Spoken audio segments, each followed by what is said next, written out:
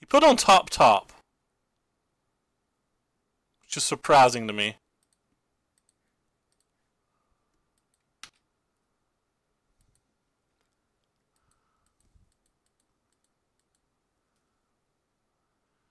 So even if he did hit a land to play Nezahal, we have like some counterplay back to it, but not much.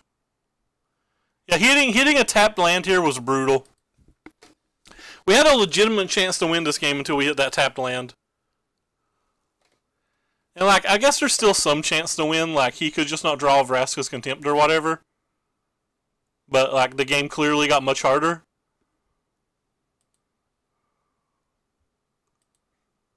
Alright, well, we're going to start with this, just in case he sequenced poorly. We're going to go with this, too. Whatever, we'll play this. I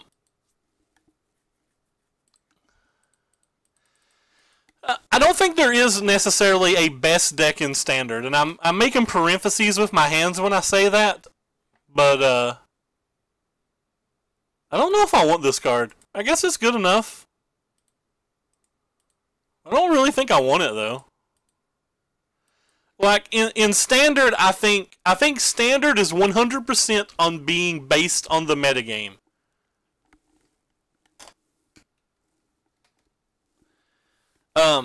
I think there's, hey, Eanston, thank you for the follow. So like for like Grand Prix Memphis last week, I would have expected a lot of white-based control decks and like tokens and stuff because they'd been showing up so much on Magic Online, and I wouldn't have expected the field to be so white-based. I think I just don't attack with anything but this.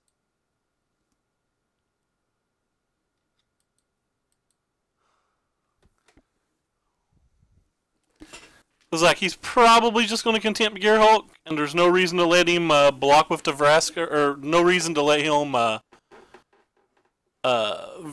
kill the Vraska so easily. Maybe I should have attacked with the Pirate too. Yeah, but like, we're moving into the Gearhulk phase of the game, so like, I just assumed that he's going to like be using Gearhulk and killing our Vraska, so like, I was thinking like Glorybringer might not be a powerful enough card to win. I might should have played the Pirate token here. I'm not actually sure. The most powerful deck in a vacuum is the mono red decks, but like, everybody's gunning to beat the mono red decks. Just everybody's trying their best to beat the red decks. So he didn't play Nezzy here? Does that mean he just has another Gearhulk? I guess he just has another Gearhulk then? Because I don't understand this attack if he doesn't. But just Gearhulk alone's not particularly great here. Maybe he drew another Vraska's Contempt. I guess that makes more sense than a Gearhulk, right? Commit. Sure.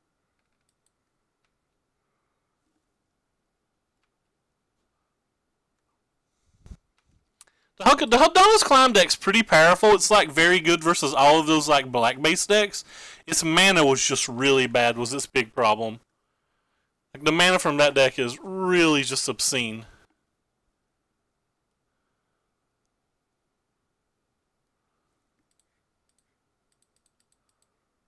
Simon Nilsson streamed that deck earlier today, and he went like 7-3. I think I went 4-1 when I played it, but feel like I should have been 5-0 if I'd played better. I don't think the deck's particularly good because, like I said, I think the mana is insanely awkward, but like, just on a power level, it's got like a lot of power. Probably depends on how many Vraska's Contempts you draw. Like, if they don't, like, for example, if they don't kill Winding Constrictor, they just can't beat you, right? Like, you beat them 100% if they don't kill Winding Constrictor. But they have so many ways to kill Winding Constrictor. And like, you don't always draw Winding Constrictor onto. I'm hoping he taps a bunch of mana to kill this. I don't know what like thinning my deck's doing for him here. I think they're those decks are awkward. About jumped out of this phase. Like, those decks are doing an incredibly powerful thing.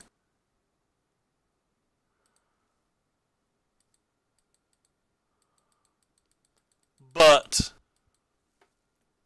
they're very hard to play, and the deck's just like a bunch of removal, a bunch of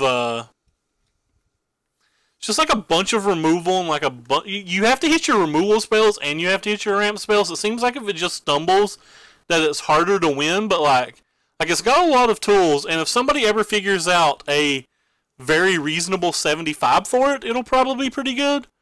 I don't know that I've saw that 75 yet. It's kind of weird that he played Scarab God there. So what's in his graveyard to buy back? Oh, he put the Nezahal in his graveyard. That's some cute.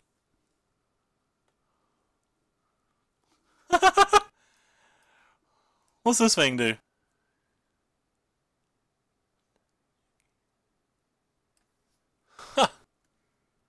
Do we not have a creature in our graveyard? Oh, we do have. We have a Scrap Heap Scrounger in our graveyard. Gimme. He's got a Disallow. We're probably just dead, but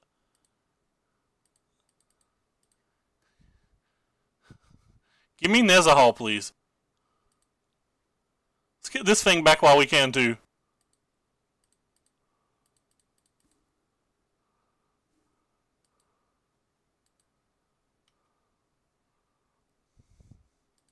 Now you take 5.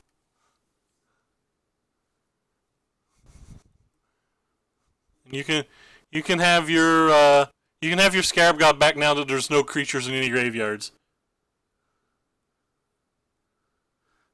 That was a fun turn. That was a fun turn, my friends. Alright, anyway, back to reading. Sorry I got behind on chat a little bit. Like, you can like add more of this type of spell to the deck, and like maybe some Doomfalls and beat the Carney T decks. Had 2 losses before the top 8, green-black ramp, mainboard Carnage Tyrants, yep.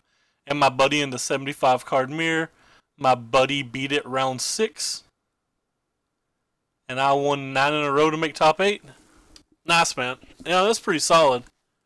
Put a winner box. My buddy took it down with this deck. He splashed blue for some counterspell. What do you mean no, Nal? I'm not sure what I was saying. Trying to decide if I value the Angraf more than I value the Nezahal. I don't think that I do. I think I value the Nezahal more.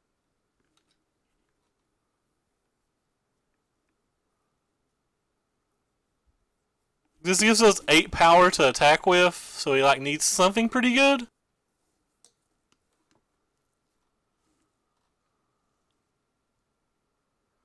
That had to be the best Angraf ever, though. We'll start with this.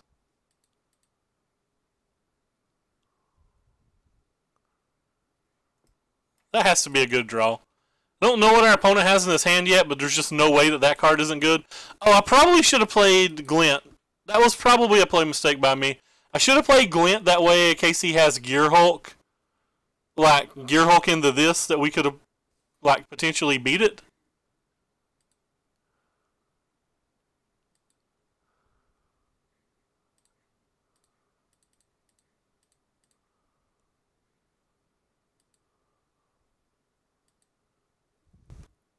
I'm just going to deploy my hand here in case he has to do like a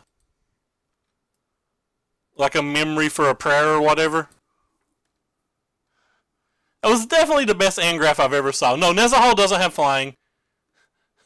He gives you no maximum hand size. He can't be counterspelled. Whenever an opponent casts a non-creature spell, you draw a card. And you can discard 3 cards to exile it, but like we can't do the discard 3 cards because 1, it's kind of a token right now, and 2, even if it wasn't a token, it would come back to him, not us. That was definitely the best Engraph turn ever. I wish somebody had. I wish I had taken the time to have clipped that. But anyway, so I know I argued a lot earlier, and I'm bad at remembering names, but I'm gonna try to get back and answer the question earlier that I asked. Oh, okay, the Muff, yeah. If you wanted me to call out 3 decks that I thought were the best decks in the format, and this isn't taking into a game meta or anything, this is just taking straight power. I personally think that Blue-White Drakehaven is the best deck in the format, but I think there's not very many people working on it. And I think that's one of the things that holds it back. And I'm personally not good enough to play it, or I would try to prove my theory. But besides that, conventional wisdom says that like the blue-black chart decks, the red deck wins decks, and the blue-black control decks / Grixis decks, because they're kind of the same deck, are like probably the 3 best decks.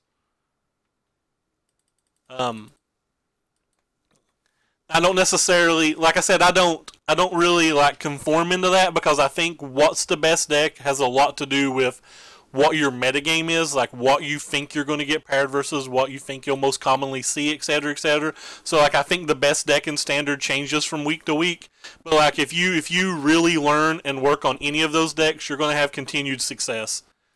Like you might scrub a tournament here and there, but like overall, you're just learning any of those decks and you're going to have pretty positive results.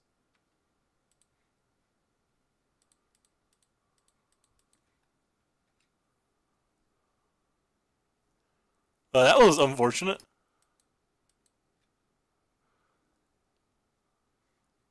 The Sam Black deck, I streamed that the last 2 days. That deck's incredibly fun.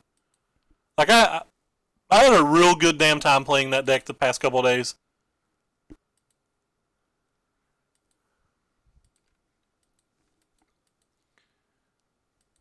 I think the deck is very, very, very fun.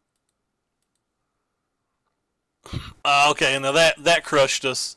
Thought we were in really good shape because I didn't think this Legion's Landing was going to get to flip, but now the Legion Landing basically flips for free.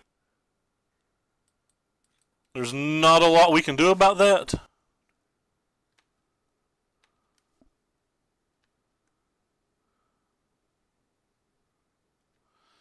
I always thought it just made the mana weird, but I'm one of these people that are more paranoid about mana than most people.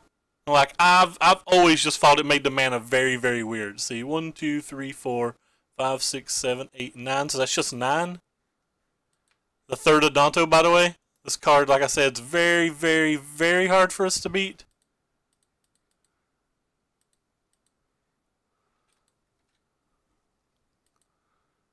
But at least we get to kill one of these if he decides to flip this. I think I just block this.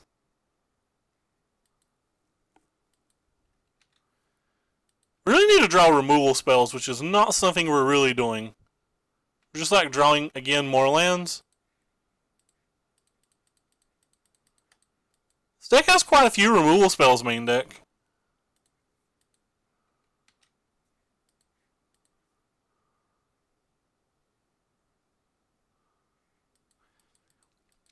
Maybe I should have kept the Glorybringer back, but like just blocking the Danto doesn't really do a whole lot. Yeah, we crushed the blue-black decks pretty good on screen. It seemed like it was pretty good versus the red decks too. Oh, so he's playing the SRAM build. That's kind of interesting. I just don't know what our outs are at this point. Alright, well I see this card, that means it's probably in the Ketch's Monument deck. I'm not sure we have any outs to the triple Adanto draw. Certainly don't have any outs to that. Like he played 7 creatures in like 6 turns or something? 5 turns. Definitely don't have an out to that. So we killed that, we go to 8, he's attacking for 3, 4, 5, 6, 7, 8, 9, plus that. Yep, no out.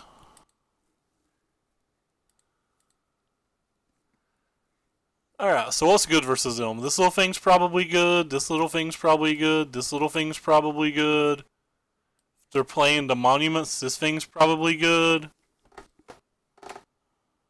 I don't think Carnage is here or good here. I don't actually think maybe Chandra's okay. It kills stuff. I sideboard out Chandra potentially way too much. I pretty much sideboard out Chandra any chance I ever get. Which is probably just real wrong. That card doesn't excite me. Huh.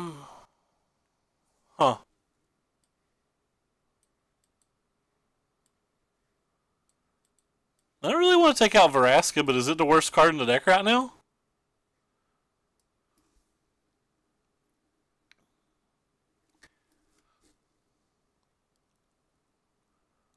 I guess this is a clean way to kill a Danto. I don't know if that's good enough. Seems like Vraska is just too powerful. I don't have 2 cards to sideboard out though, do I?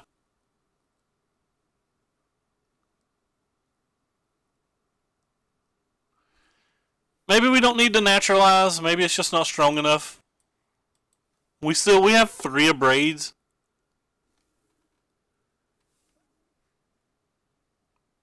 Let's see here. Get out of here, dude. Because that's that one dude or that one account that constantly posts things that people should not be clicking. Is Angraf good enough? Making him sacrifice a creature, I don't know if that's good enough. They probably have enough ways to actually kill a Danto. Alright, I give up.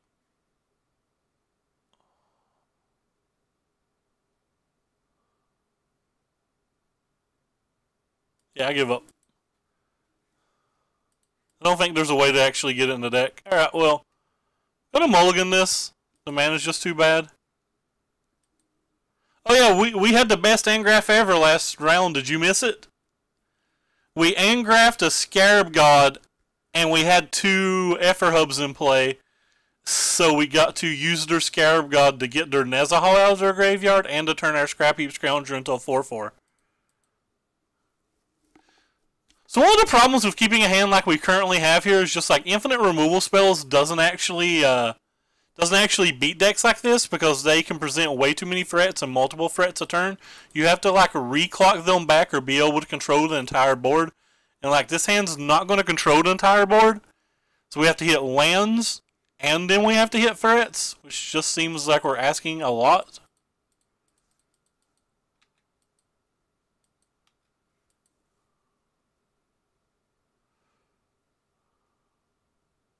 Really? Surprised by the baffling end. I would have just wanted to be as low to the ground as possible. Or only worry about things like Scarab. Or sorry, Glory, not Scarab.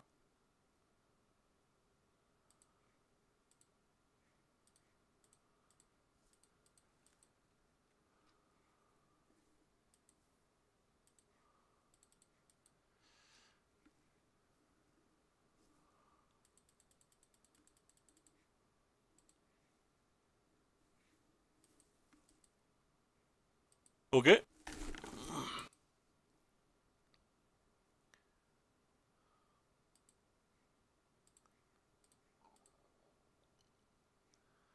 Guess it uses the mana a little bit better to do this. There's a good chance that we don't need both of them anyway. Ooh. Be our hero, little Glint Sea Leaf Siphoner. You can do it. Please no second baffling end. Ixalan's Binding. That is the type of card I would bring in, but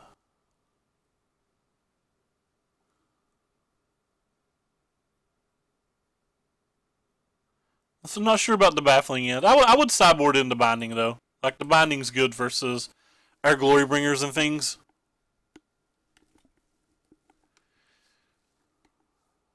Well, we were able to control the entire board because he has like a bunch of enchantments apparently. And no creatures.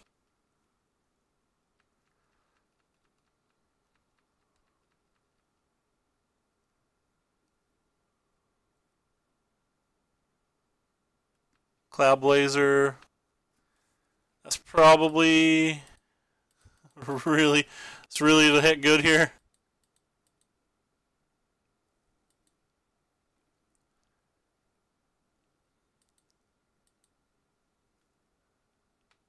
Our turn for a 5-drop. Nope. Let's just get a card we can't play.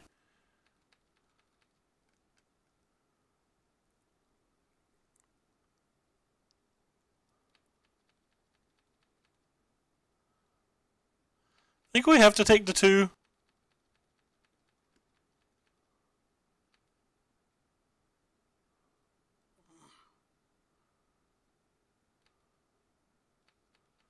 Interesting. So what are we supposed to do with this Vraska's Contempt? Or, sorry, this Vraska's Relic Seeker. I'm tempted just to play in and kill the Ixalan's Binding and get our glint back. That way, no matter what, we have at least one way to draw a card. I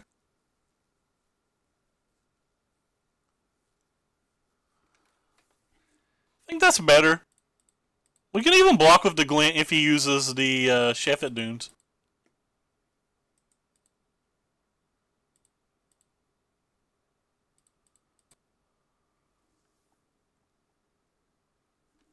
I'd rather have the glint back than a Baffling End, right? Pretty sure I'd rather have the glint back than a Baffling End.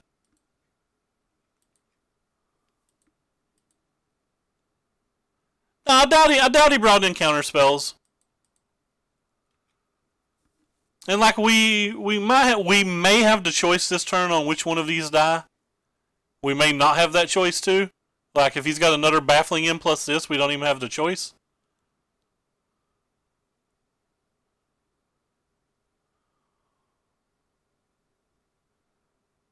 Pretty sure I easily block here.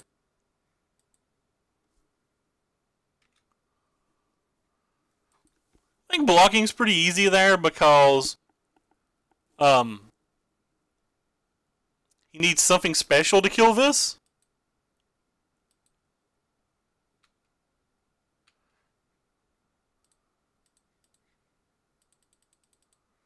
Like the board alone doesn't kill that, so doesn't even give him a particularly good attack.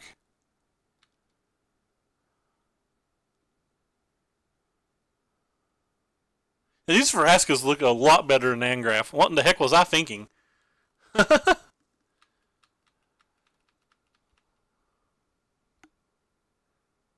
snap trade. Actually, screw trading. Just keep our 2/2 then. Still want to save the Vraska's Contempt to place in case he plays either a Flyer or an Adonto.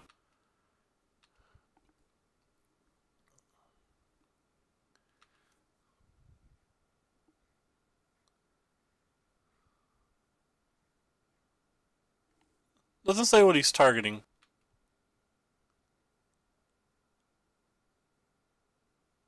Why did that not show me what he was targeting? I don't know. It didn't change anything, but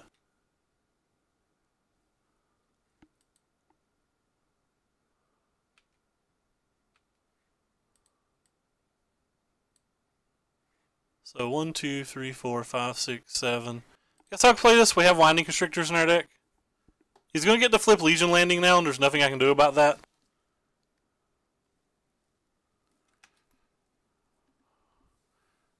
He really needs like a Cloud Blazer or another Ixalan's Binding, or the Vraska's just going to win the game over X amount of turns.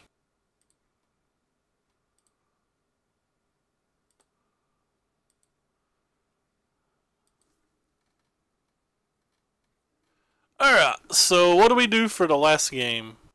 I think I can maybe I actually want this naturalized now. Since he showed us Baffling Ends plus Bindings plus Oketchas, I feel like the Naturalize is a lot better than it was. Just gonna get rid of one of these Servants. I feel like we're using our early turns on, you know, like some of these 7 removal spells most games anyway.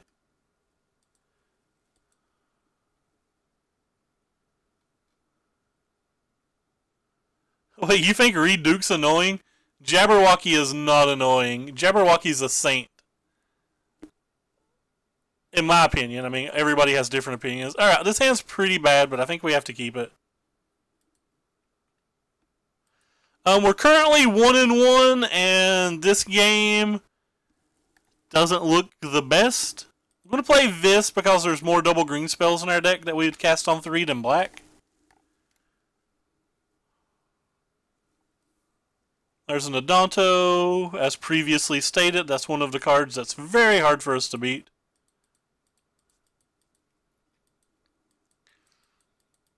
We do have mana this game, though.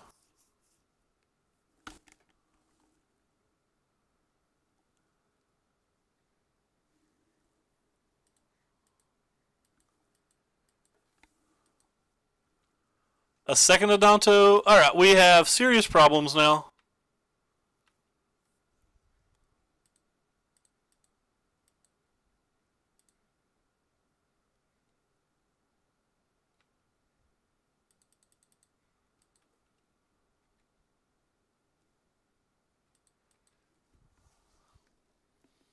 Our problems have gotten real.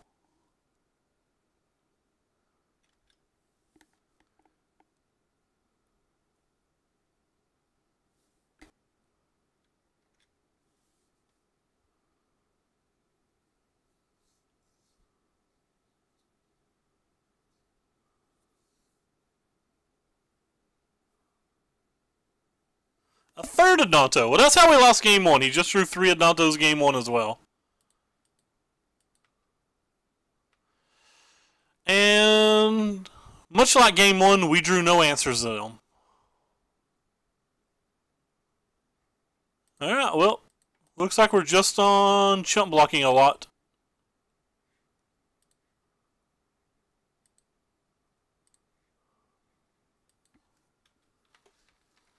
So this is very similar to how we lost game 1.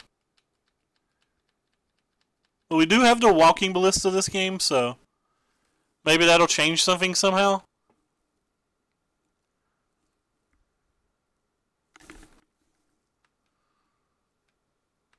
Definitely have to block here.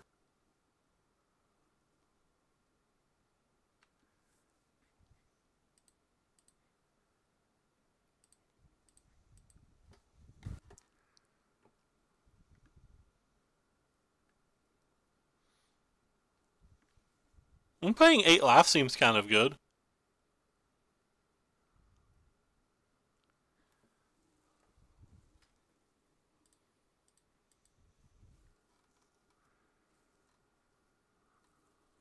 I'm paying 12 life seems kind of better.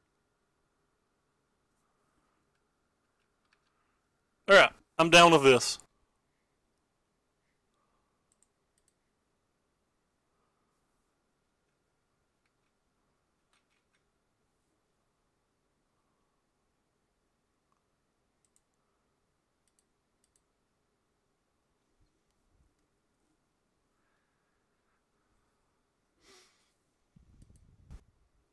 He's gonna let this one die then?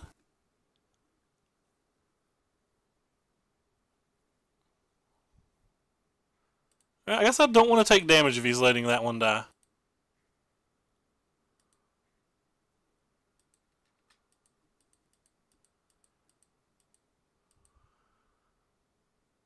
Alright, now he's gonna pay the other ones. Let's see what he plays here. Oh, that was beautiful for us. It's pretty much exactly what we wanted to happen here.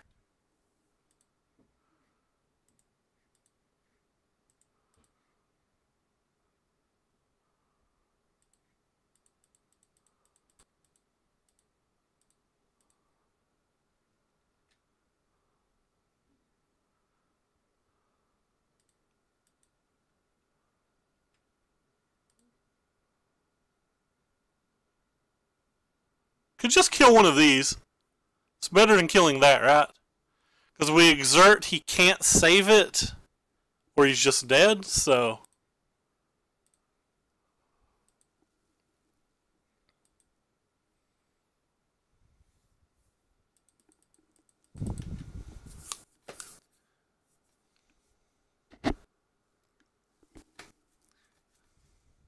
Hopefully he plays something like an Ixalan's Binding. Him not playing an Ixalan's Binding is pretty scary.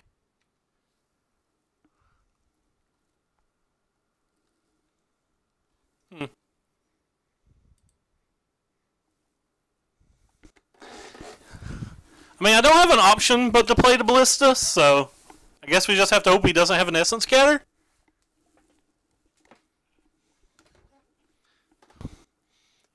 Or Murph 5000. He may already have that name. I guess we'll play this first just to see if he has an Essence Scatter. I'm not really worried about sensors, so...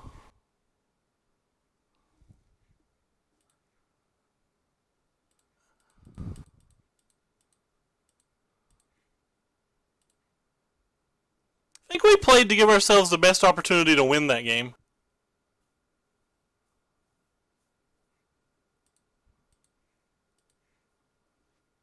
Should have done this during his turn.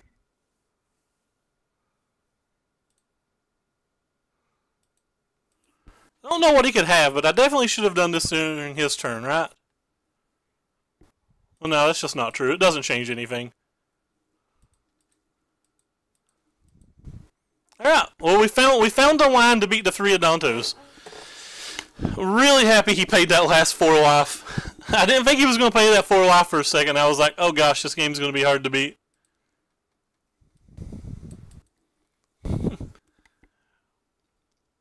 So how excited are you for the Pro Tour, Heath? And which one, what city did that qualify you for?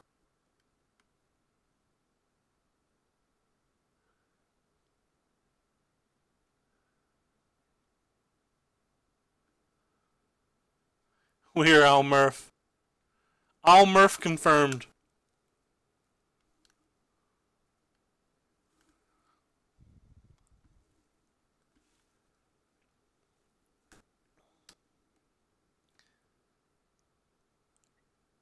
That's a good one to go. Richmond's not that long of a drive.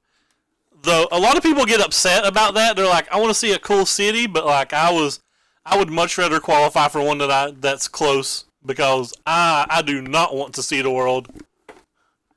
I wish it was just like I wish it was constantly just like PT Pikeville, so I didn't have to go anywhere. PT page 3, that's enough for me. We won our 3rd of 4 dice rolls, I believe. Or lost our 3rd or 4, I believe. We have no removal spells again. Like, there's 10 if you count the walking ballistas. Or is there 9? I'm not sure. I'm not, for 2 mana, rather.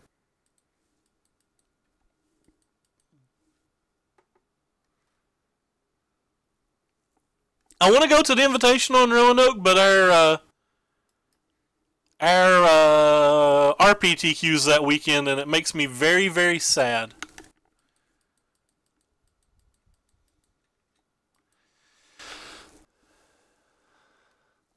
No, peeps. Pikeville, Kentucky.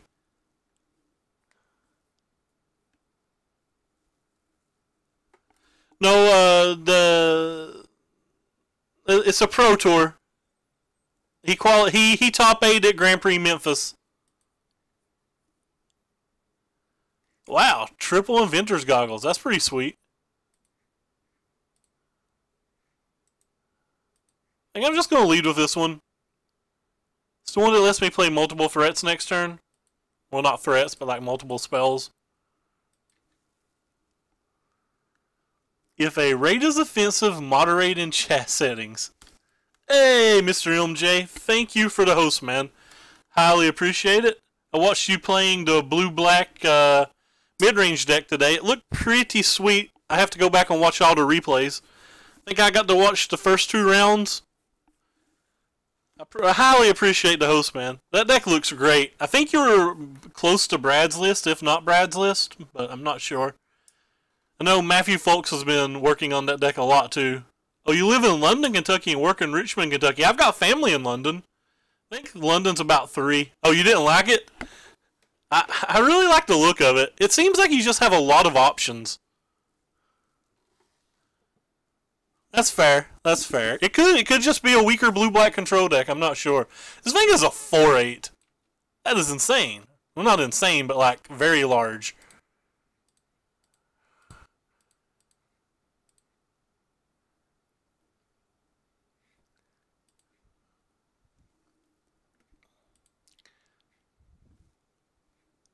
aka I am going to hopefully get to be Vraska hunting, or not Vraska hunting, but I misspoke, Vraska's Contempt hunting.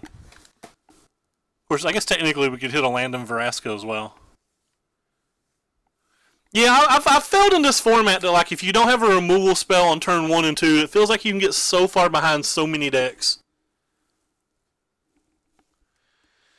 Hey, Garrus and Vicious One, thank you guys for the follow. I apologize if my country accent has mispronounced your names. You know, feels like this is the standard in a long time that having an early removal spells mattered the most.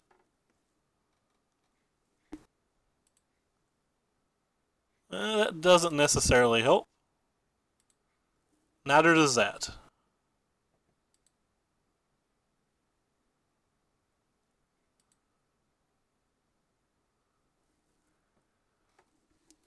Could play Glorybringer, but feel like I just want to get mana. This helps smooth the draws a little bit too if it resolves. We're missing a land drop this turn. If we don't. But we don't have 6 lands to play that. It's the card we need, but what's the odds that he doesn't have a counter spell or a removal spell?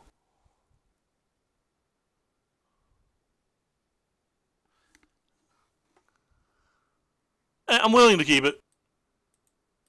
It's like the card that we really need here. And if he kills one of our mana producers, that means Glint's going to at least draw a card.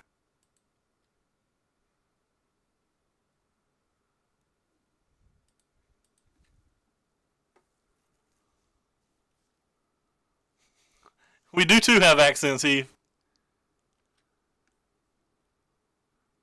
It's hard to race with Carnage Tyrant when he already has a 4/8 blocker.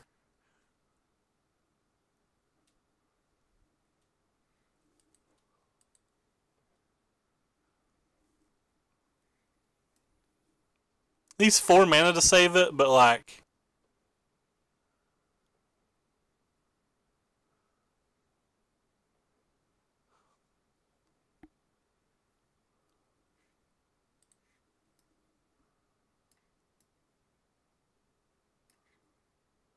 So we can't draw a card here and play our thing. We can only do one or the other.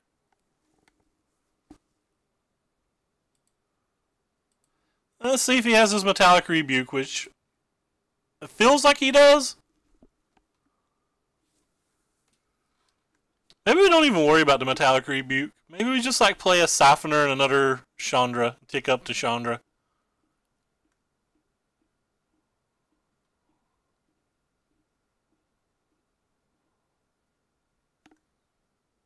Just attack with everything too.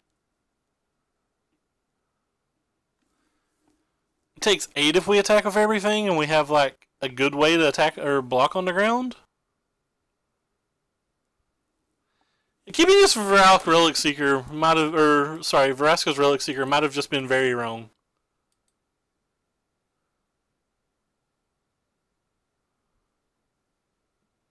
Yeah, I don't like the play I made here anymore. This feels more and more bad as the moments go on.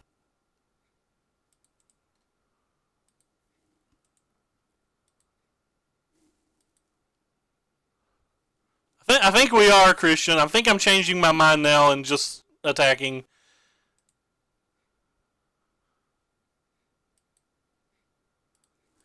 I'm pretty sure I'm changing my mind and just attacking. I'm going to play this Servant pre-combat because, like, if he counterspells this Servant, there's some world where I might cast a Chandra.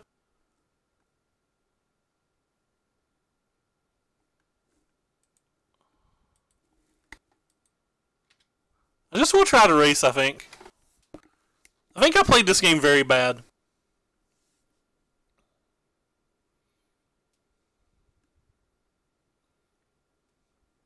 He's not had a removal spell any other turn this game. So he probably doesn't have one now. He very likely just drew the module for his turn.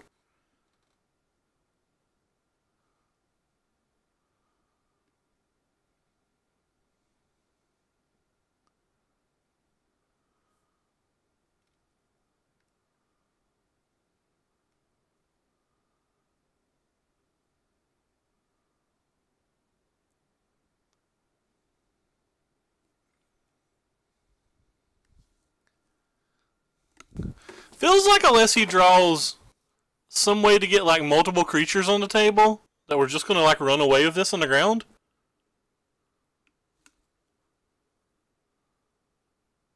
Yeah, I think you're right, Trent. Like, I don't think I thought about the one turn enough. Wow, he actually did have a Harness Lightning?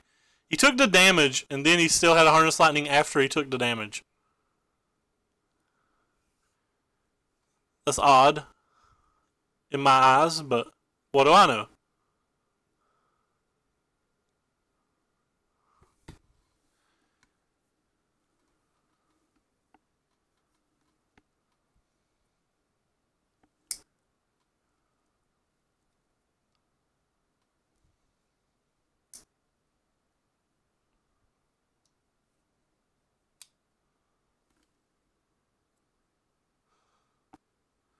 Have a cool phrase, go-go gadget. Yeah. I'm not happy with my play to keep this Vraska's Relic Seeker.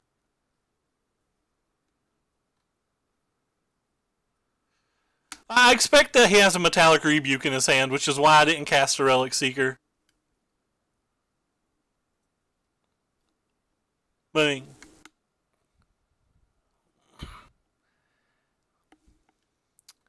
the first league we played this deck in, but like I think that was still pretty bad play by me. That was just me not thinking ahead. And that had to be really bad.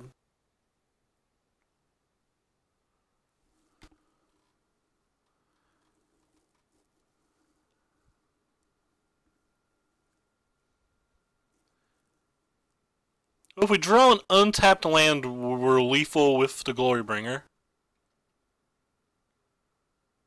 Or the Chandra, either one. That's not an untapped land.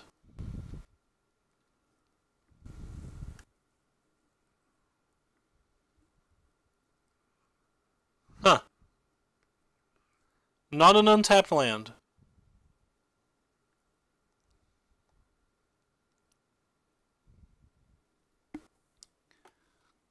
It's probably just Relic Seeker or Clock now then, right?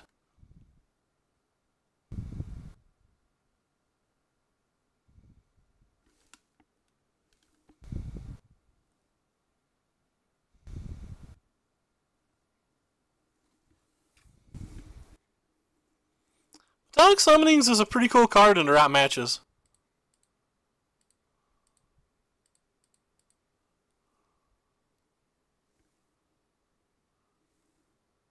I feel like it's just Relic Seeker or Clock now.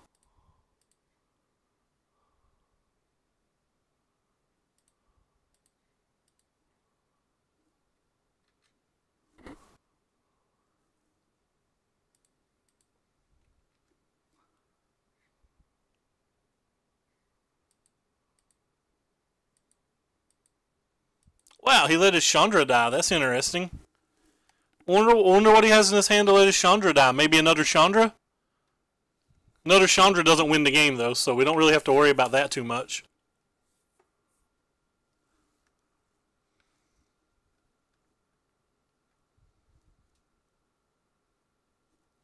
Yeah, so this kills the Relic Seeker, and unless he has a land, he can't cast Metallic Summonings. Even if he does have a land, not that worried about it at this point.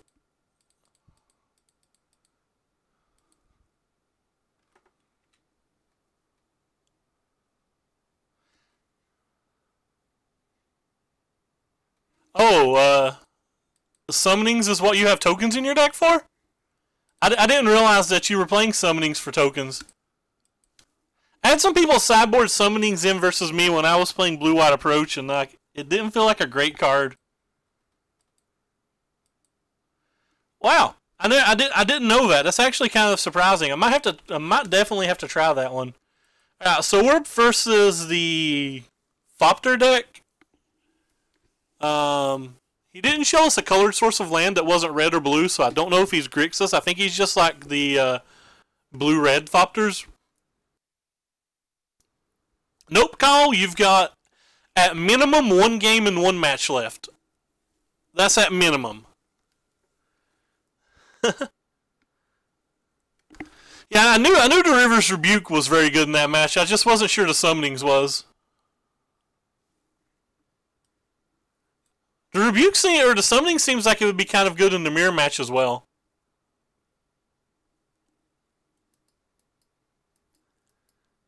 I don't think his artifacts are good enough for me to care about. The majority of their creatures are red, and they do have Chandras in their deck, so that's probably decent.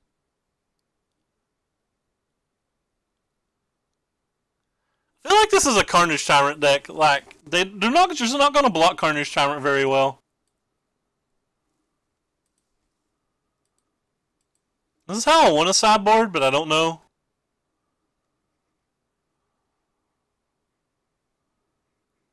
Chandras probably aren't the best thing in the world here. Kyle, when I agreed to play this deck, I actually thought it had Phoenixes in it. I just wasn't paying enough attention.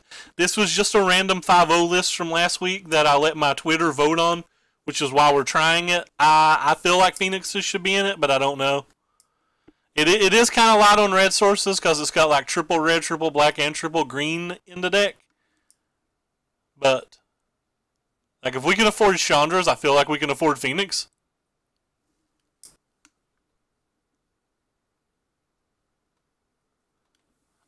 Whistler, I feel like Game 1 versus Approach is one of the most lopsided matches in Standard. Game 2 and 3 get a lot closer, but Approach is still favored.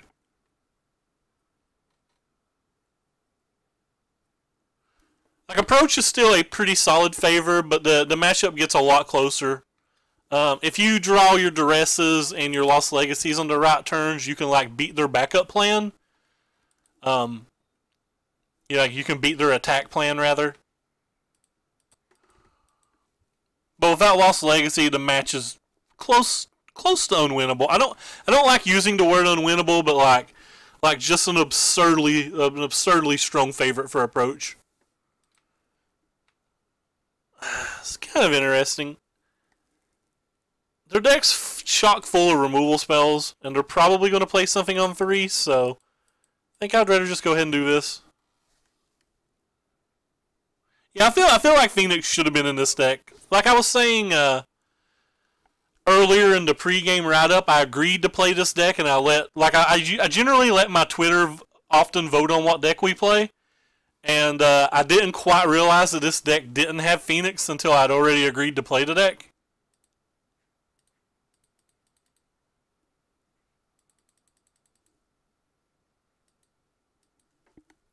So that's my mistake. I actually thought it had Phoenix in. I thought this was just a red-green monsters deck that was trying black spells, kind of like the Nine Monsters deck does with the white spells. But like I said, I just didn't pay enough attention. I voted for Vampire Horses because I thought that was pretty fun. Somebody apparently just got banned, and I have no idea what they said. I just did not see it. So, I apologize if one of my mods banned somebody who wasn't doing anything wrong. Because for some reason I just did not notice that message at all. I don't think I want that either.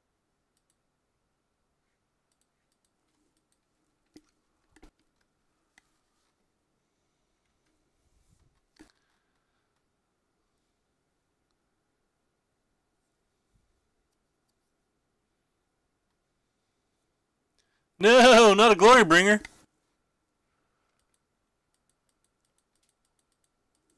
My opponent's doing rude things. I'm from Eastern Kentucky.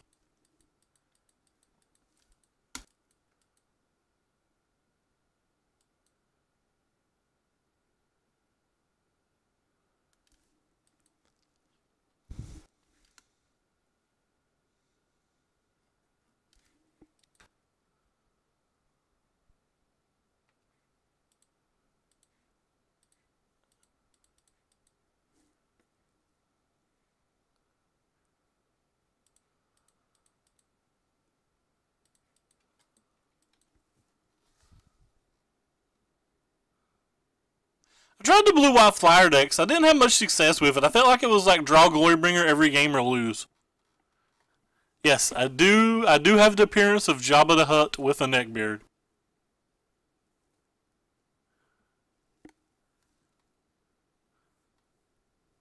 So I'm not sure we beat a counterspell this game, but seemed like playing two things last turn like made my mana a little better. Oh, cool. He may not have a counterspell. Oh god, well we're just probably not beating that either, right? Our deck's not going to come back and beat 5 flyers. Maybe we sideboarded poorly, or sorry, 5 flyers plus that. Metallic Rebuke still turned on as well. Are we conceding? I don't know if we can win, but I guess we're not conceding at least.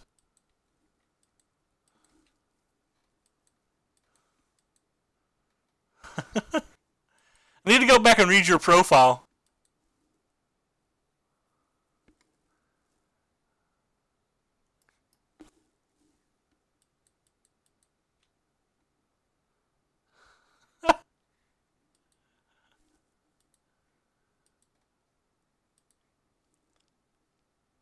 Well, we dead.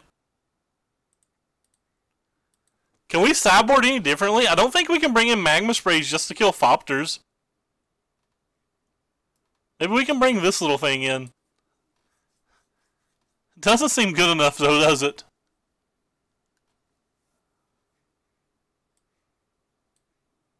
I think we just have to be more aggressive. Relic Seekers really don't seem very good here, do they?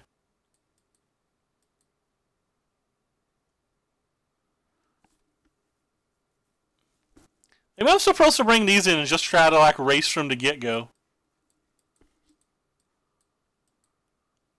You think like something like that could potentially work? I don't know. I kind of want to try it. I kind of want to just start attacking. Previous magic accomplished. 1 a PPTQ. Previous magic accomplishments went to time versus Sears in an approach semi-mirror. I think we probably just have to race. 1 land. If our mana wasn't so bad in this deck, we could consider keeping 1 land, but I think our mana is just too bad. Alright, well, we're going to keep that. This hand's pretty good. It's what we drew up, boys and girls.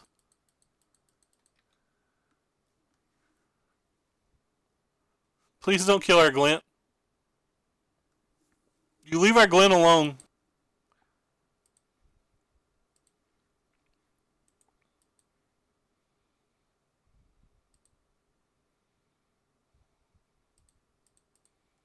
Hey, we did a Grixis thing. Grixis has this type of draw pretty often.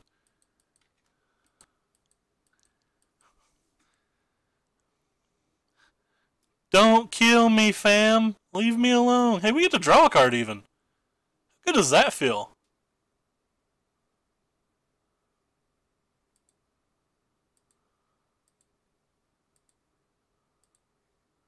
That feels good. We get to draw a card.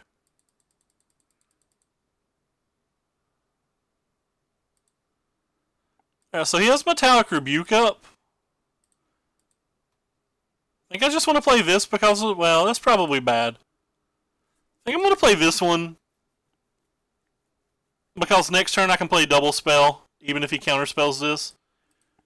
Which seems like it gives us a better chance to win the game. Alright, well, cool. He just didn't have a counterspell, and we hit 2 lands.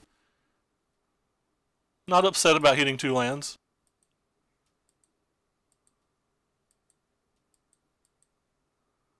Don't know what we would do with Double Spell, since like anything he plays, a Braid's going to be kind of bad versus here.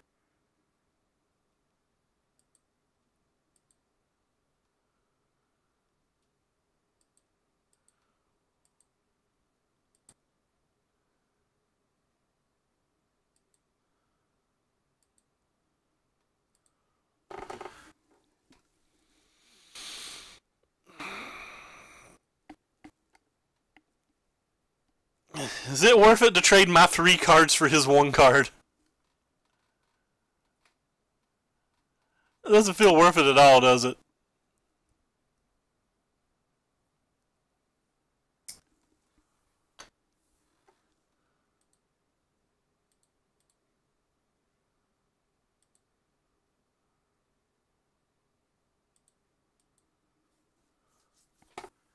Feels like it's better just to attack with a glint. Kill a Thopter if he makes it.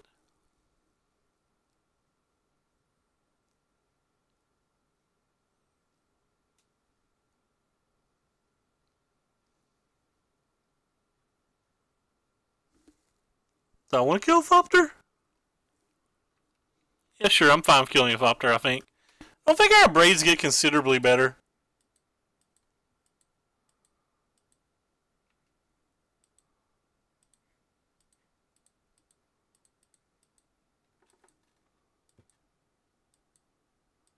I thought about that as well, but I think I just want to do the 2 damage. If we could kill his artifact and kill the Whirler, I think I would have did that.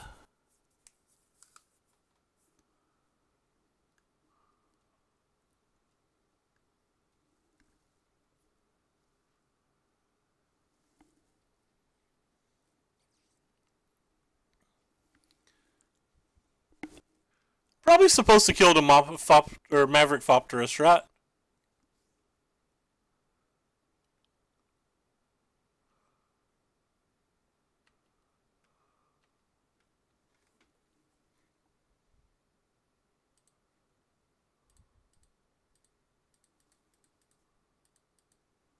It takes a lot of stuff for him to combo.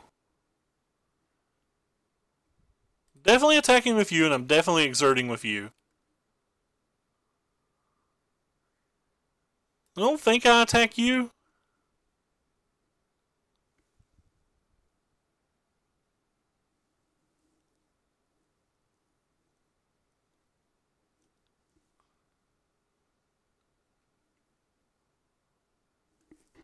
It's probably better to exert on this guy, right?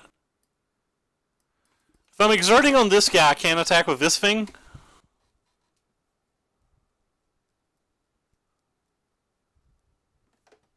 How much mana does this cost to use? 2? Nah, I'm fine killing the Thopterist.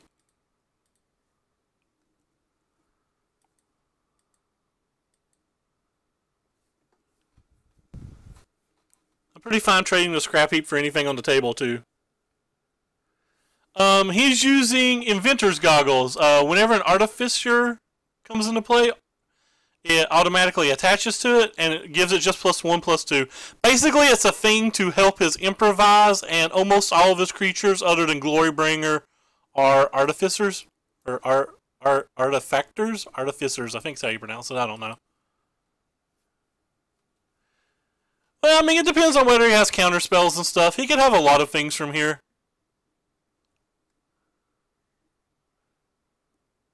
He definitely could have a lot of different tools from here. I would definitely trade this Jade Light Ranger for Outer Thopter, especially with the Sovereign out.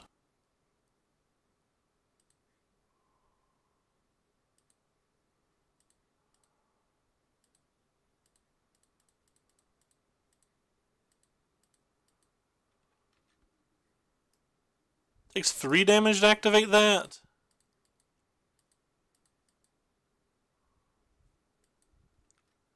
I'm fine with this.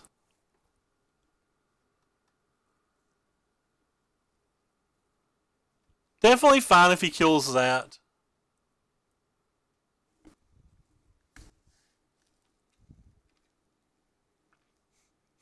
You didn't think the tugboat goes toot toot? How could you not think that was a command in my chat? Come on, you know me. I'm all about tooting tugboats.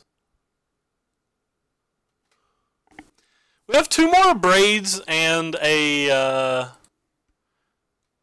We have 2 more braids and 4 Vraska's Contempts to kill the tugboat. We didn't bring in the Naturalize or the Brontodon. Somebody mentioned bringing in the Brontodon, but I didn't expect a Skyship, and I wasn't too worried about these.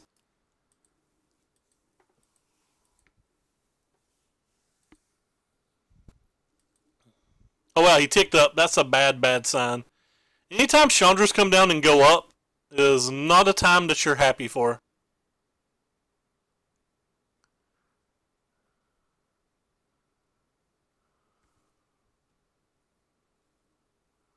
Just not a time you're ever happy for. JK.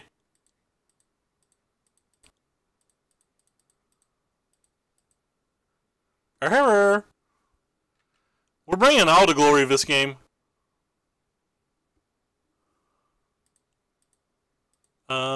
Exert. Make sure we're attacking the right things.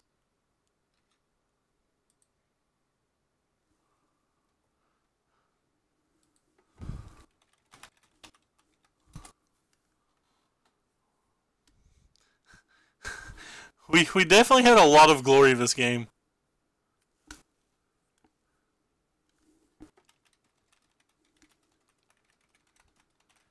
Definitely ran very well getting that third one. I was just hoping that between our two draw steps we'd find a way to kill this. I wasn't even thinking about just drawing one of these. Alright.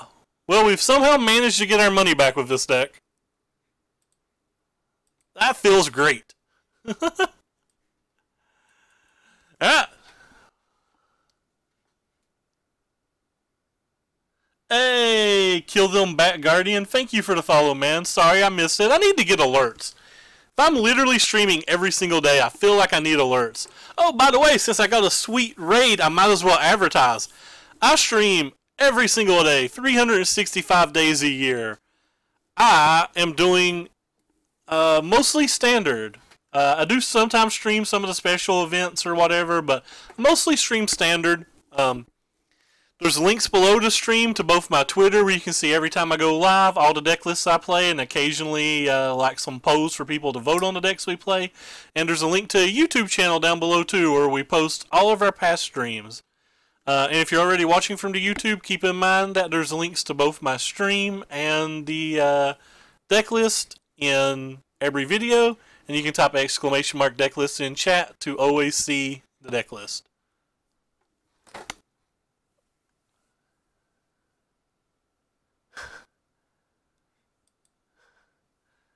I mean, he could have had them in his hand for a while. He did play them in back-to-back turns, though. Alright, we're going to keep this.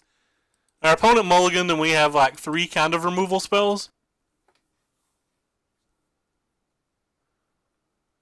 Our opponent's 4-0. We are certainly trying to Dream Crush a brother here. And an island.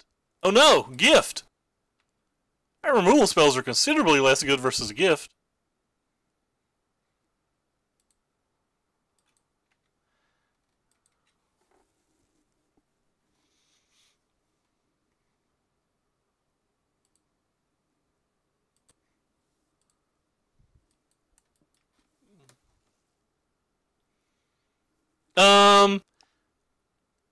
On stream, I wouldn't do that because I feel like that's kind of a cheat to the stream, and I believe it's actually against the MTGO rules.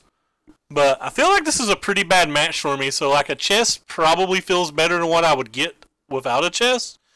Though, keep in mind that's like really, really bad value to do. You should never do that. Like, even if it was legal, it's not something you should do because you're giving away too much value. Right? Because like we're playing for $20 right now, plus the 6 extra play points. So we're effectively playing for like $26 now, and they'd be offering you $2.50 to scoop, while they're only offering you $2 back.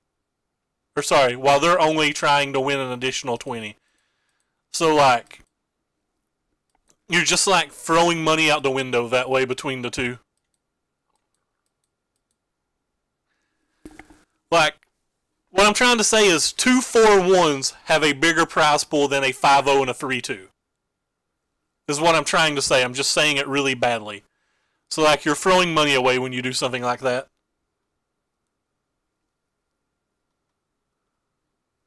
Like I said, I don't know if I described that correctly. But you're throwing money away if you scoop like that. So only if you think the match is like incredibly bad or anything. But like I said, I'm not actually sure it's legal on Modo anyway. It could be. I have absolutely no idea. I'm not 100% sure one way or the other.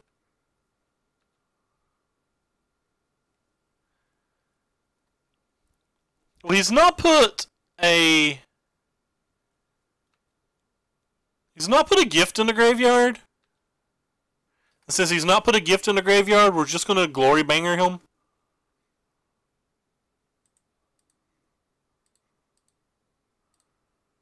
It's like our one chance to potentially get somewhere. I'm also not bothering to exert. We're just hoping that we can just smash face a bunch and it be enough. Prize splitting is legal, but the way the guy asked the question, he asked, would you take money to scoop? He didn't ask for like a beneficial prize scoop.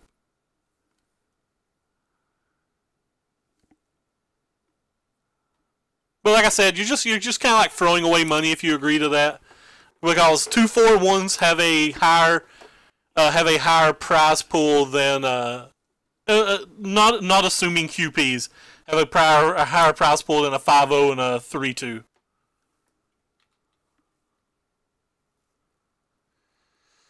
So this is a race that I feel is winnable.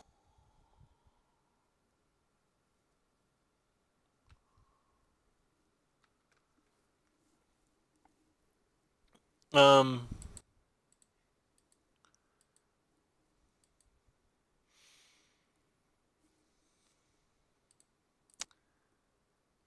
don't really want to play the braid, or I don't want to use the braid this turn. I don't want to tap out. Well, tapping out might be okay. He'd have to have like another thing and like get there. Which doesn't seem super likely.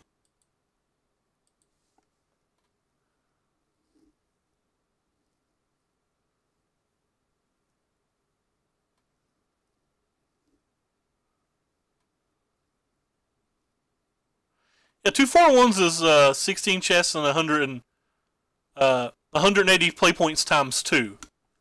Whereas a 3-2 and a 5-0 is 17 chests and 120 play points and 180 play points.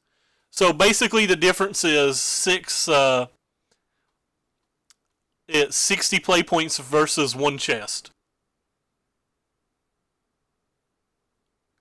Because you only get 120 play points if you 3-1 or 3-2. And 60 play points is quote-unquote worth $6, where the 1 chest is worth 2.5. So if you're not counting the QPs and you're not counting the trophies or anything, it's better to do the other.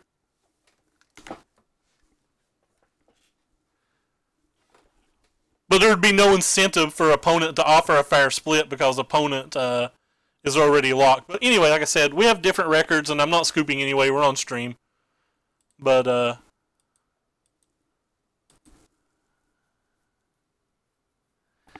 thinking about that Trent, but, like, he doesn't have 7 mana, so I'm not sure how much I'm worried about a...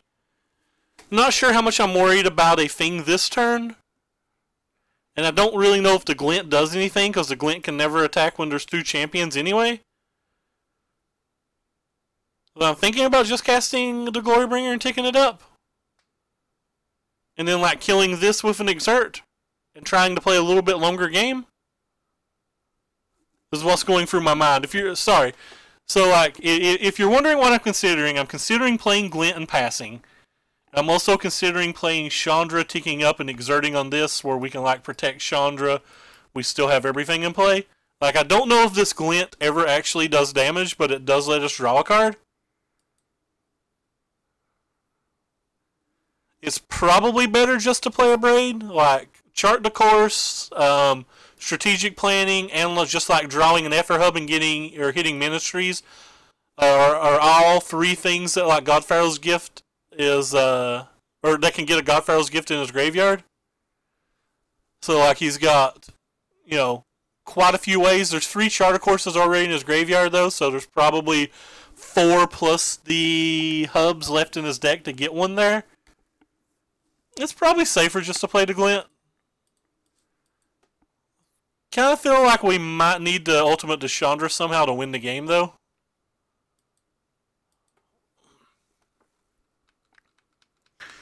That was only if I cast the Chandra, and it was so that, like, if he had a, if he'd had like a cast out or something like that, he wouldn't be able to kill the Chandra for free. But I'm pretty sure I'm supposed to just Siphon. But I wanted to consider all my options. Like, playing Siphoner, leaving up Debraid, it seems like the most obvious play. But, like, I wanted to just double check and think about everything. I think there's, like, a very strong chance that, like, our opponent doesn't have a Refurbish.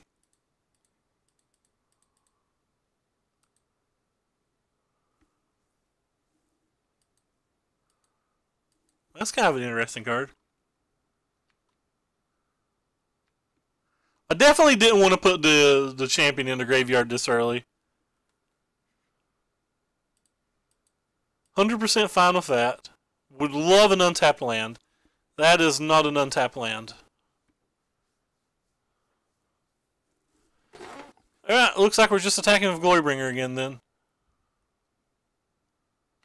Probably just passing turn here too. Does he have cast out? Probably not just passing turn if he has cast out.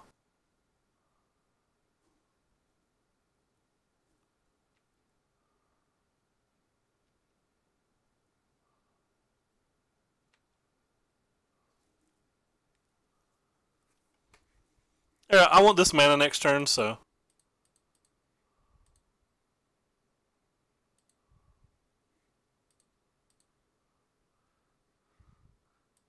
I could have been wrong. Maybe I was supposed to play. I think I was supposed to tick up for mana and play Walking Ballista. I think I kind of punted this turn. He probably has a GFG or two in his hand.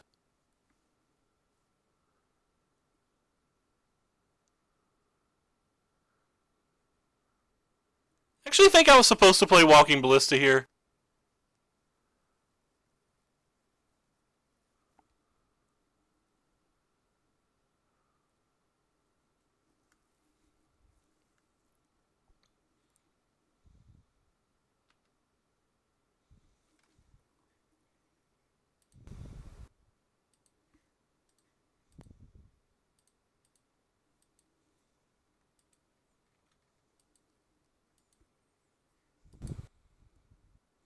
So I have to throw away this turn.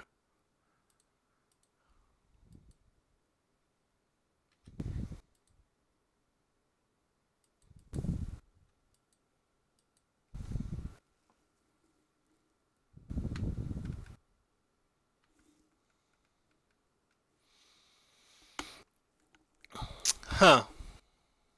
So I want mana, but I also want to leave the Vraska's Contempt up. Can't really leave the Vraska's Contempt up and hit mana.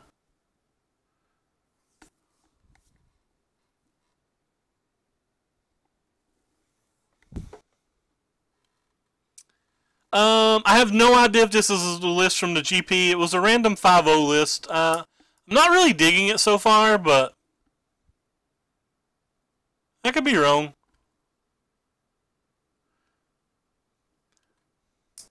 Vraska can kill the cast out, but then we can't kill the next Godpharaoh's Gift.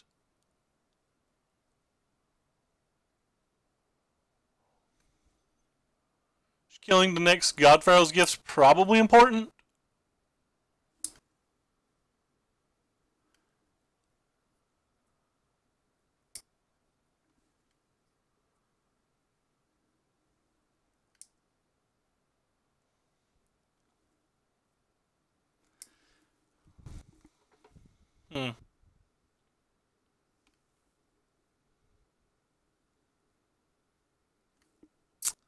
There's nothing in his graveyard as of yet that matters with the GFG, so it would have to be like a refurbished GFG.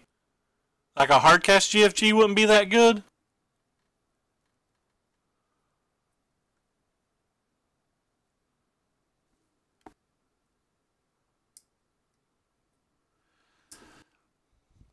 That's also a play I'm considering.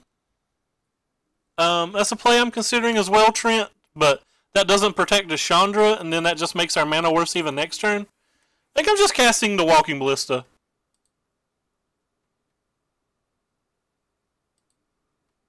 For a bunch.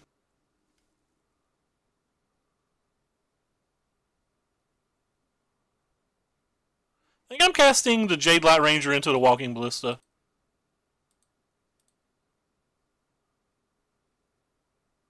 So tap my mana a little bit better.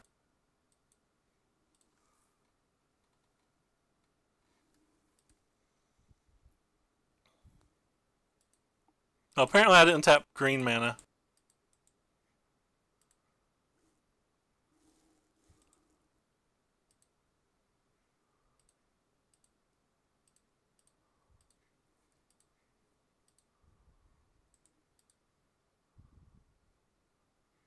Definitely don't want that. Could have tapped my mana a little bit better.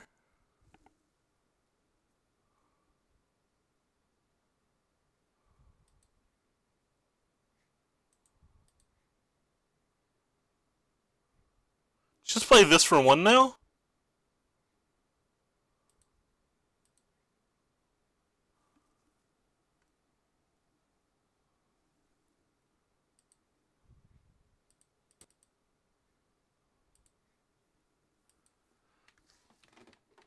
Alright, so we're doing our best to protect our Chandra.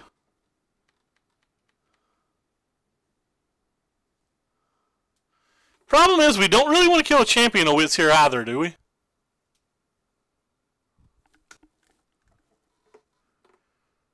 Guess if he taps completely out, saving the Chandra doesn't even matter if he's tapping out.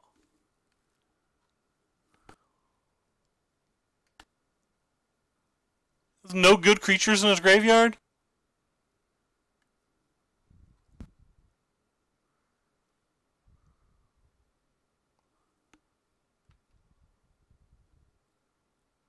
Okay. Does he have any good creatures in his graveyard? No? Just has a minister that we don't care about.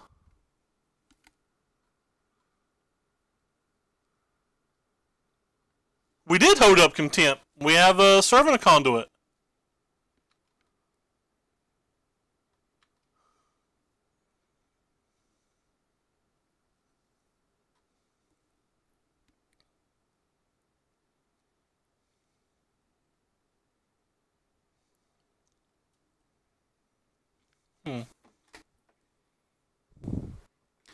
So we're double attacking this.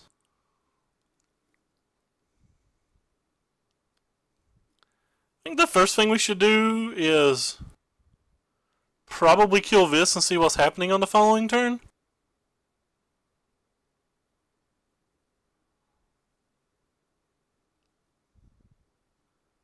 Just don't think we're saving this. Like, we're all sorts of lethal, right?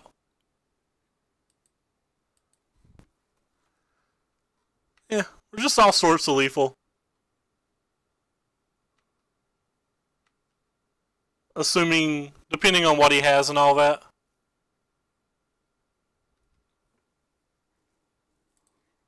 He could have another... He could have like another cast out. That'd be an issue.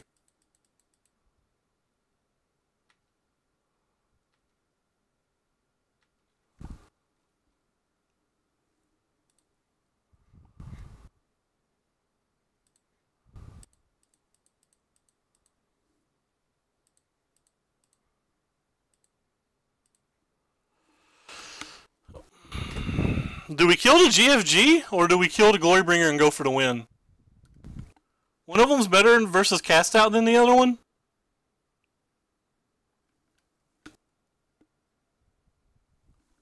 I think I'm going to be greedy and go for the win.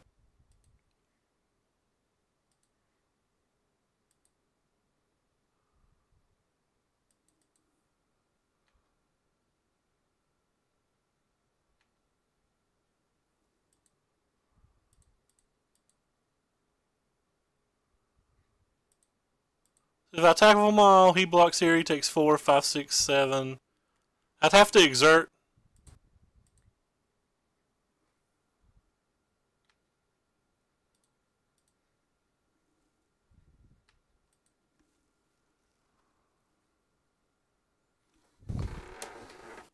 We could have definitely lost to another cast out the way we played that. But he would have had to have a cast out and then hit an angel off to reveal it. So like, because there's not another creature in his graveyard currently, and he didn't. So, I mean, he was probably a favorite to hit that if it happened, but I think that was the best we could do. I'm not sure. This card feels good here. This card feels good here. Magma Spray feels good here. Choose a non-land card. Discard spells probably feel okay, even though his top decks feel better than ours in general. What's bad versus him? They probably play Saddle Wreckage. I don't know if they play it main deck. I really just don't know their list.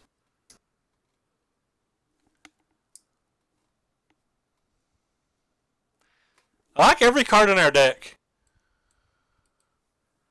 Like the Jade Light Rangers are the cards I like least, but I don't think we can afford to get rid of cards like that. Maybe we don't need this many Magma Sprays. We probably only need one or two. Probably don't need all three Ballistas, but having a couple to finish a game's kind of cool. Engraft's ult. That's fair, it could, but any game that's ultimating, I think I'm already winning.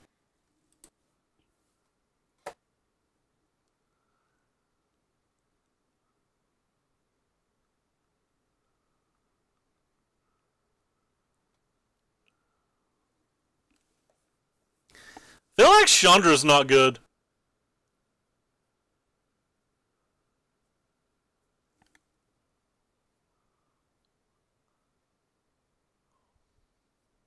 Feels to me like Chandra's just not good in general. Really? They're the one things that can kill like big angels.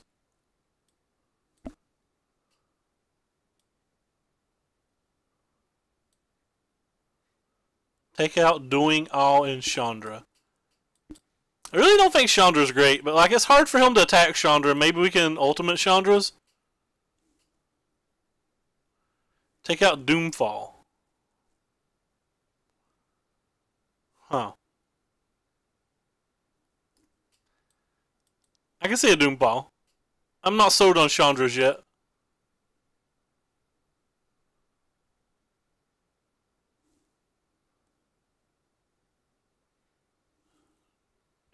Doing All in Magma. I'm not actually sure what you're saying. I don't want any of the... I don't think I want any of the Duresses.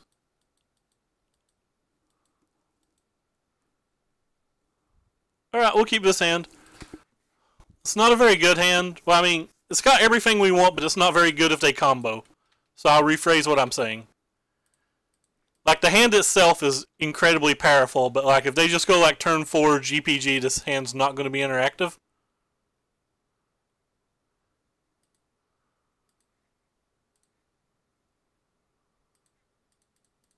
I feel like their decks plays off the top so good, which is the main reason I took out the discard spell. Huh. They don't have white mana yet.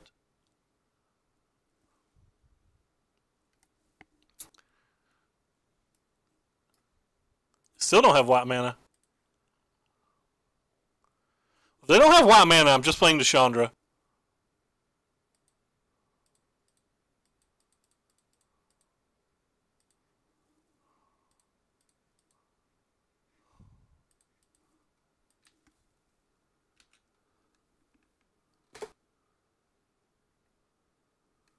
Like maybe we can ultimate the Chandra or something. The champion. Champion's actually pretty good. They don't hit a land here. Feel pretty good about this. It does let them flip Ascanta no matter what, though. And they found the white mana. I don't know the sketch. I think their deck can afford things like that.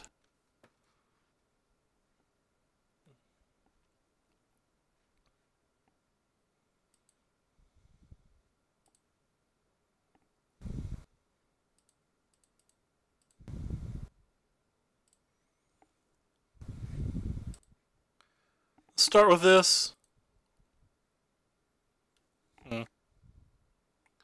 Wasn't really what we wanted, was it?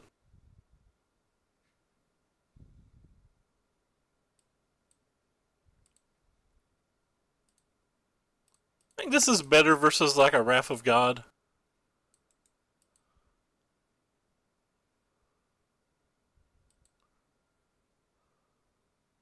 Death Gorge Scavenger. I guess we keep that. I didn't expect to hit 3 lands there.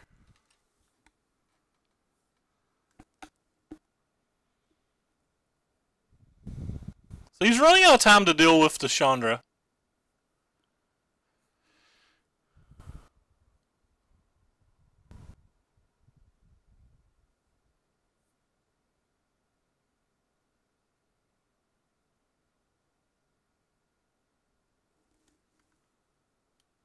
Tap to white mana first, so it's probably some kind of cast out type effect.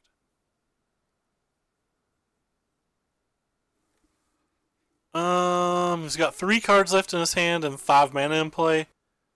So he's getting a 6th mana this turn. Pretty sure I'm just playing this and attacking with what we've got on the table then. And I'm gonna like get rid of this.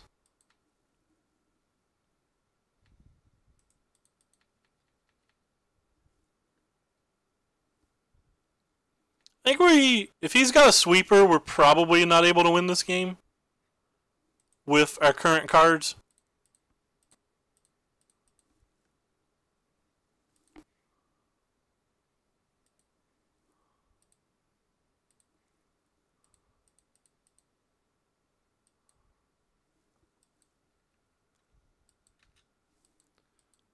But if he doesn't, we have a lot of stuff going on.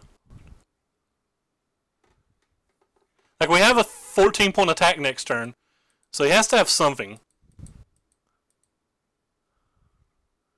I assume he's got like a Fumigate or something, though. That's what I would guess here. And he did. Is this a good drill? So 1, 2, 3, 4, 5. He just hard cast and played Angel and we lose.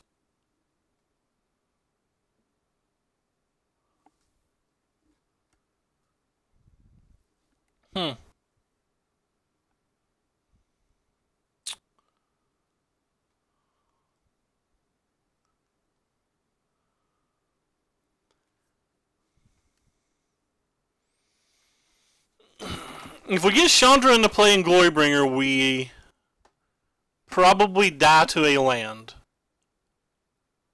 He gets 2 draws at the land.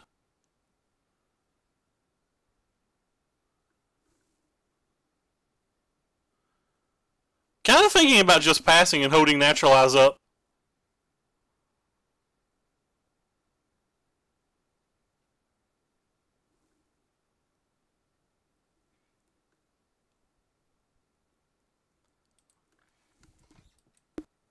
We put a Champion of Wits in his graveyard, though. So no matter what, next turn he's got an insane play.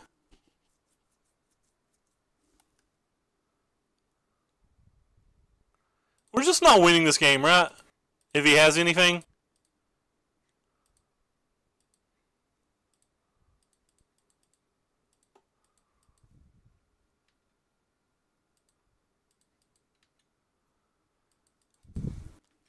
I think it's just too bad because he gets this for free. Do we want to pass a turn and let him play this for free? Like, we're not going to win that game either. So we just have to take the kind of bad play and hope his only thing is this. I really feel like this just gives us a higher chance to win. Because if he had anything like that, we weren't winning anyway.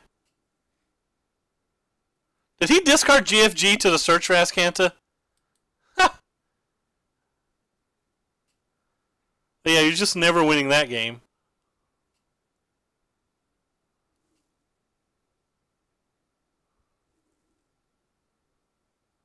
Alright. So we're just dead. We drew another land.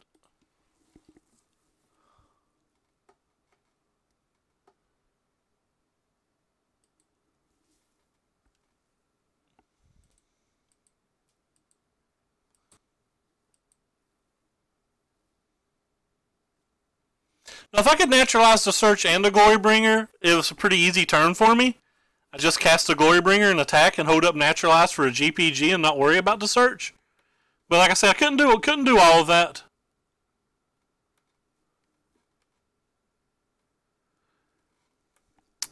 I could have just passed and held up Naturalize to try to beat the GPG, but then we don't beat the champion in the graveyard, I don't think.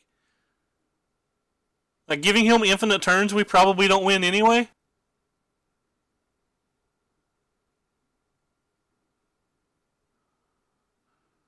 So the chances we're supposed to just put Scrap Heap Scrounger in the deck and be fast. Probably none.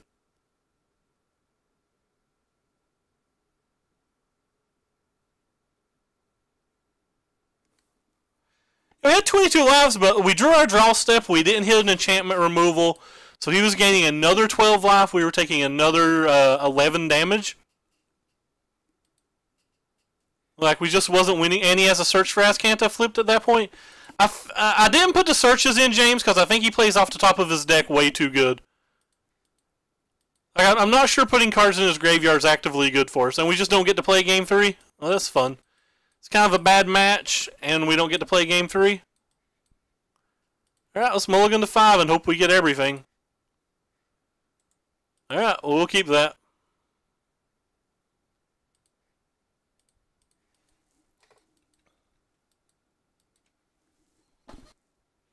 Yeah, Phoenix would definitely be good in this deck, I think.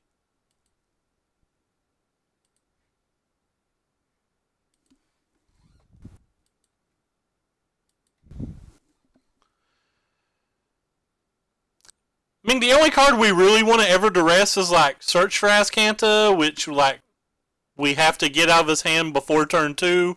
We only even have 3 duresses, and, like, Refurbishes. Maybe a Cast Out or something occasionally. Hey, Christianar? I don't know how to pronounce your name, I apologize, but thank you for the follow.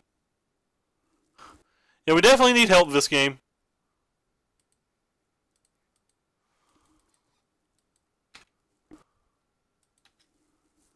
Definitely need help this game. Who knows? Opponent's hand could be weak.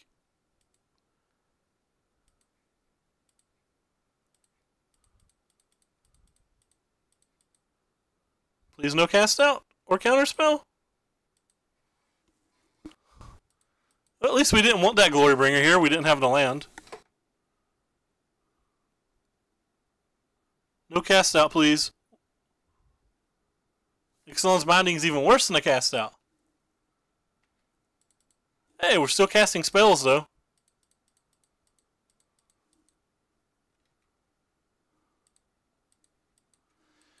We have 5 artifact destructions that are at instant speed, so, like, we really need to draw one all the time versus this type of deck.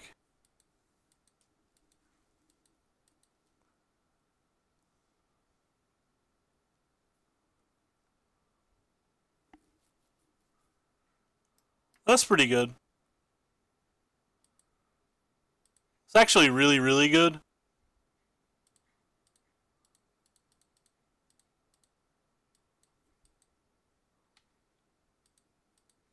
Go, Glorybringer.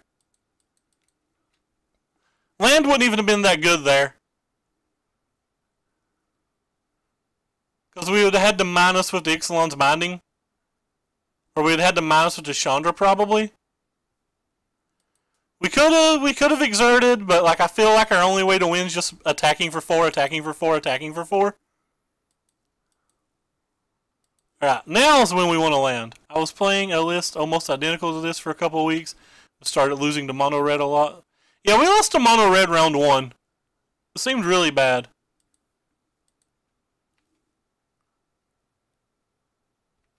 Alright, so you're saying there's a chance.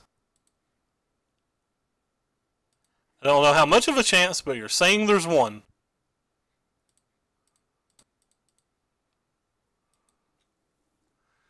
Is it bad that I kind of want to exert now because I'm pretty sure that he's going to pretty sure he's just going to like GPG and get rid of this or something? In fairness, we did a lot better this game than we thought we would. That's a fumigate, my friends. Don't do that. I just realized he killed my land. JK, who needs land?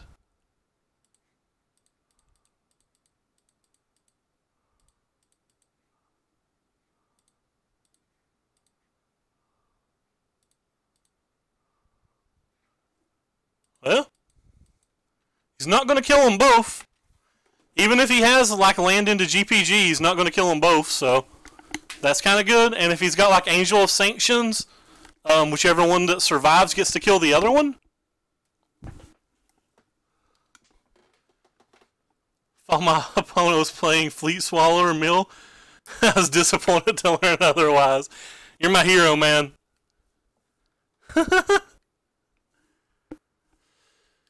Murph 5000, you are the hero. So what is this? Was this Angel of Sanctions? I can't read it. Yeah, Angel of Sanctions. It's got 2 cards in hand. One of them's going to be some kind of cast out effect, probably targeting this thing.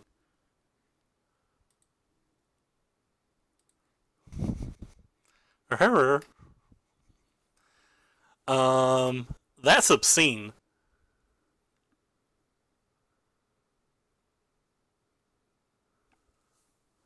Alright, up you go.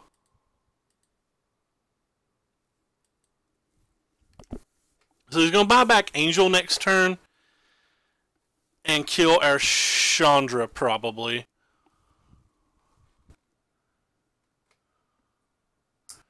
Which means I should just pass, right?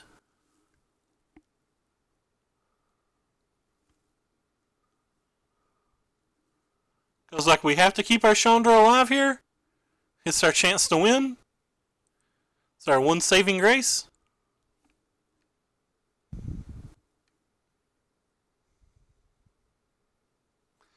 Could also just cast Relic Seeker, tick it up, get...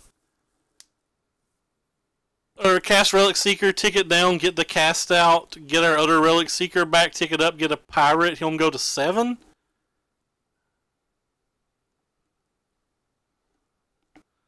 That's what I'm thinking about.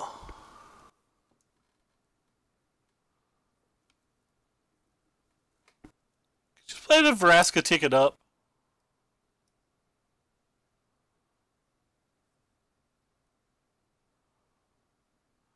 What happens if we Vraska tick it up? So he goes to 7, attacks this to 4, steals this. Our next turn, we attack him to 5, tick it up to 5, and he kills this. It makes the top of our deck need to be really good.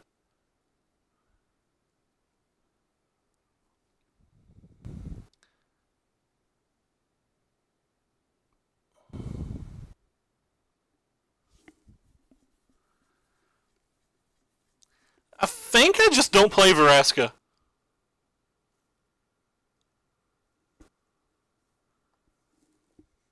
I'm pretty sure I just don't cast this Vraska. Yeah, I'm fine not casting Vraska here.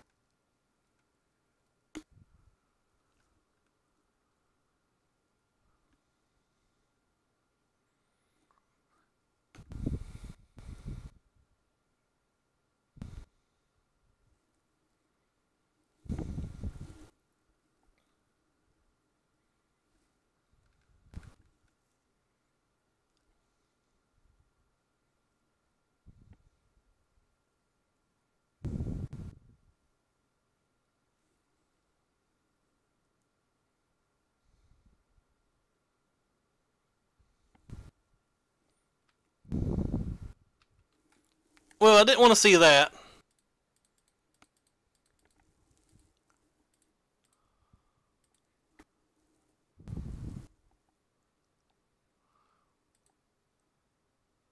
There's no reason not to get the treasure.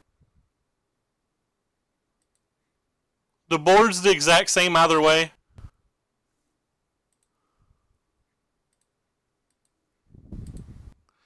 And this gives us an ability to cast a 2 casting cost card if for some reason we think it's worth it. Do I think Glint Siphoner is worth it? You're probably worth a card, right?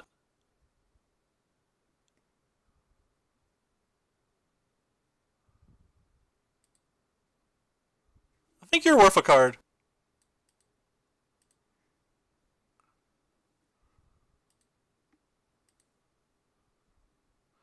Negate would in fact suck.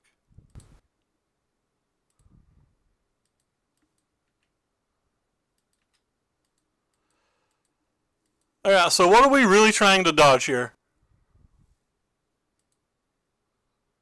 The clock shouldn't matter. We've got about 4 minutes left. We're just going to quit thinking here in a second and just start turning things sideways every single friggin' turn.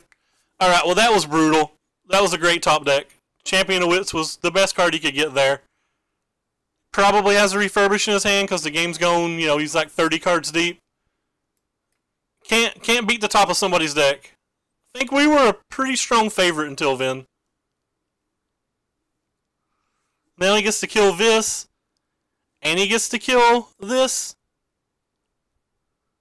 And there's no way for us to protect Chandra on the following turn? That was just a savage draw.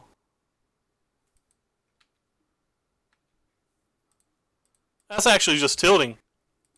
I think we played about as correct as we could. That's what I just showed you is a prime example of why I don't like the rest in the deck, though. They just play off the top of their deck so very well. At least he missed another creature, but I don't know how we come back from this. Maybe if he misses over like 2 or 3 turns, we can hit Chandra. Or sorry, hit a Glorybringer. If he just has nothing over like 3 turns, but that's not very likely. Regal Caracal. Alright, well we just have no out at all then. So 1, 2, 3, 4, 5, 6, 7, 8, 9, 10, 11, 12, 13, 14, 15. Alright, we're dead. We actually died to these authorities, which I don't think are particularly good versus me. Oh well. Let's go ahead and open up our sealed deck. Or our thing. No, it wasn't an out. He's got an authority of councils in play. It comes into play tapped and we're dead on board. And we hit Necroma. Couldn't kill Caracal. He had an authority of councils in play. He had this card in play. All my creatures come into play tapped. So where was the deck we were just playing? As for this deck, the mana was constantly awkward. I just don't want to play any of these decks that have like double red, double green, and double black spells that want to be played remotely early. I think it's okay, like maybe if you're playing Grixis because your Torrential Gearhulk doesn't need to be cast till like, you know, turn 8, 9, 10, or 11, but like you want to cast all of these cards a lot earlier than that. And like we struggled with it the entire tournament. Like Field of Runes was being very good for us. Or very good against us. All the cards in the deck did things. Like none of the cards seemed bad, but we don't have any good graveyard hate. Like the only good cards we had to bring in versus GPG was like these two. And this card's kind of mediocre. So just like the snake decks, this deck feels like it's going to be kind of weak to GPG in general. No, this wasn't a brew. It was a 5-0 deck from last week's dump. Like overall, I didn't really like this deck. Like it played a lot of really powerful cards, but like they didn't seem to go together, and the mana was just super rough the entire time. Didn't feel like we had a lot of good sideboard options. Maybe we could tune this deck. Like I'm not saying the deck's bad. I'm saying like this 75 didn't make sense. Every card in the deck was pretty good, though, that we never drew to Chandra's defeat, but I think we drew every other card in the deck at least once. It's just not something you always do when you have a bunch of random 1 and 2 ofs. Oh, if I will play one of yours. What time is it? It is 1 a.m., so I am definitely logging offline, I think. Sometimes I would consider playing People's Brews if I'm like in a particularly good mood, but it's definitely past my bedtime and I still have some eBay work to do tonight, so I'm gonna hop off. I appreciate all of you guys coming by, and I appreciate MJ for the giant host and for all of the new follows. Yeah, I think the deck's just relying on Servant way too much. We do have 26 lands, though, so, like, What was your brew, by the way, just out of curiosity? Who can we host? We can host Alex. Alex is playing the only person I followed that's currently playing Standard. He's playing Slippery Auras. That deck's a pretty fun deck.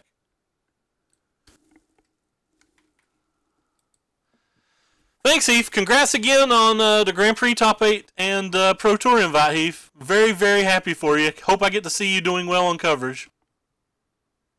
Oh, cool. It's nice that you're coming back. A Sultai mid-range deck that uses Journey to Eternity. Journey to Eternity is a fun Magic card. Hit me up on some other time. May consider playing that. Thank you for the follow, Whistler. But anyway, again, thank you guys for the follows. Thank you for the hosts. Thank you for the interesting conversations. I hope I didn't babble too much. Thank you, MJ, for the super host. And check the links below if you care about my Twitter or my YouTube page whatsoever.